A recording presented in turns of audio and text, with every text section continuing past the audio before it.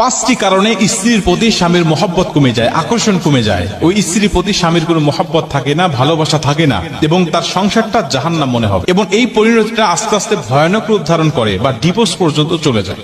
এই জন্য মা বোনেরা খুব সাবধান, এই পাঁচটি অভ্যাস আপনার জীবনে থাকলে আজ থেকে আপনি পরিত্যাগ করুন। প্রথম নম্বরে, স্বামীর মুখে মুখে তর্ক করবেন না।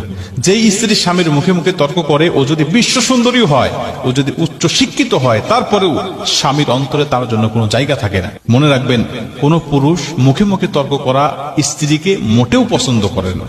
আর যদি কোনো স্ত্রী কালো হয়, কুচ্ছিত হয়, কিন্তু সে মুখে মুখে তর্ক করে না, স্বামী যেটা বলে সেটাই মেনে নেয়, স্বামীর আনুগত্য করে, ওই স্ত্রীর জায়গা স্বামীর কলিজার মধ্যে থাকে। এজন্য স্বামীর মুখে মুখে তর্ক করা, স্ত্রীর প্রতি স্বামীর আকর্ষণ কমে যায়, মহব্বত কমে যায়, এটা করা যাবে না।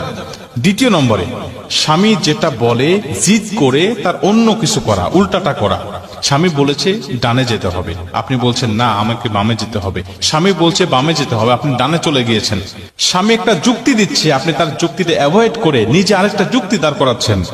এইরকম ভাবে বিভিন্ন স্ত্রী যারা আছেন, তাদের প্রতি স্বামীর মহব্বত আস্তে আস্তে কমতে থাকে, এটা করা যাবে না। 3 নম্বরে, স্বামীর পছন্দের মূল্যায়ন না করা। স্বামী যদি কোনো বিষয় পছন্দ করে, আপনি তার বিষয়ে কোনো মূল্যায়ন করলেন না। আপনার জন্য একটা পোশাক নিয়ে আসছে, সে পছন্দ করে, আপনি বলছেন ধুর ও কি পোশাক নিয়ে আসছো, এটা কি কোনো মানুষ পরে? আপনি এমনও কোনো স্ত্রী আছে যারা স্বামীর বিষয়ে পছন্দ করা বিষয়গুলো, একটা পোশাক নিয়ে আসছে, ও আরো ফেরত দিতে বাধ্য করেছে, না এটা ফেরত দাও, অন্য একটা বিষয় নিয়ে আসো, ওই কালার আমার পছন্দ, ওই কালারটা নিয়ে আসো। স্বামী জীবনে আর কোনোদিন তার জন্য পছন্দ করে কোনো পোশাক নিয়ে আসবে না, এবং তার প্রতি মহব্বত আস্তে আস্তে কমতে থাকবে। 4 নম্বরে, স্বামীর পরিশ্রমকে মূল্যায়ন করা বা স্বামীর কর্মক্ষেত্রকে মূল্যায়ন না করা। স্বামী যে পরিশ্রমটা করছে, এই পরিশ্রমকে আপনি কোনো মূল্যায়ন করছেন না। স্বামী যে কর্মক্ষেত্রে কর্ম করছে, বা আপনার যে ইনকাম সোর্স, হালাল রুজির যে মাধ্যমটা রয়েছে, এই মাধ্যমকে আপনি মোটেও মূল্যায়ন করছেন না। সারাদিন অফিস আদালতে কাজকর্ম করে স্বামী বেচারা এসেছে, আপনি বলছেন তুমি কি করো সারাদিন?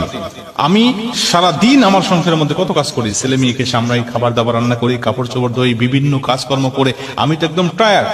স্বামী অফিস থেকে এসে কিছু কাজ আপনাকে অর্ডার করেছে, আপনি সেটা না করে তার কর্মক্ষেত্র তুলে তুলে আপনার গালিগালাজ করা শুরু করলেন বা খোঁটা দেওয়া শুরু করলেন, যে তুমি কি করো আমার বাসায় এসে, তুমি আবারও আমাকে বিভিন্ন ভাবে তুমি আমাকে প্রেশার ক্রিয়েট করো। এভাবে আপনারা স্বামী কর্মক্ষেত্রকে কখনো অমূল্যায়ন করবেন না, মূল্যায়ন করা শেখেন। যদি অমূল্যায়ন করেন, তখন তার আস্তে আস্তে মনটা নষ্ট হয়ে যাবে, এক পর্যায়ে আপনার প্রতি তার মহব্বত আর ভালোবাসা থাকবে না। এবং 5 নম্বরে, স্বামীর মতামতের বাহিরে কোনো কাজকর্ম করা। স্বামী একটা মত দিয়েছে, আপনি সেই মতামতের বাহিরে চলে গিয়েছেন। স্বামী একটা বিষয় আদেশ করেছে, আপনি সেই আদেশটা না করে আপনি অমান্য করেছেন। আল্লাহ রাসূল বলছেন, কোন স্ত্রীকে যদি আল্লাহ পাক মানুষকে সেজদা করা জায়েজ করত, তাহলে প্রতিটা স্ত্রীকে বলে দিত যেন তার স্বামীকে সেজদা করে।